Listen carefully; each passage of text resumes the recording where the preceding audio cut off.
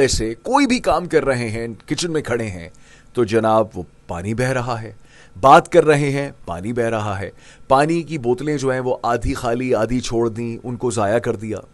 اس وقت دنیا میں جو انٹرنیشنل لیول کے اوپر جو کرائسس ہے, جس میں گلوبل وارمنگ بھی ہے, اس میں ساتھ ساتھ پانی کا کرائسس بھی ہے.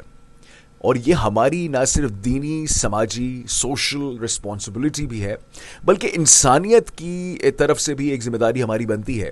کیونکہ اس کرۂ ارض پر صرف ہم ہی نہیں ہیں, اس پہ چرند پرند بھی ہیں, اس میں جانور بھی ہیں, اور بھی بہت سی مخلوقات ہیں جن کو پانی کا بہت زیادہ اشد خیال بھی ہے اور ان کی ضرورت بھی ہے.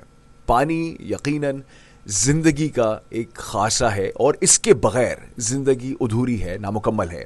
تو اگر تو آپ یہ سمجھتے ہیں کہ آپ ان لوگوں میں سے ہیں جو جب ٹوتھ پیسٹ کرنے لگے ہیں اور پانی کا نل کھلا ہوا ہے اور پانی بہ رہا ہے تو خدا را اس کو بند کر دیجئے.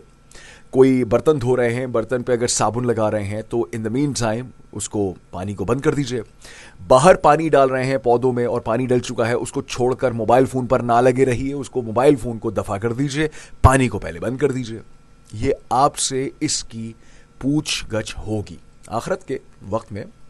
اس میں یقیناً آپ سے پوچھ گچھ ہوگی, کیونکہ آپ سے پوچھا جائے گا کہ جو ایک تمہیں نعمت دی گئی تھی, جو نعمت خداوندی تھی, جس کا تمہیں صحیح طریقے سے استعمال کرنا تھا, اس کا تم نے غلط استعمال کیا, اس کو ضائع کیا.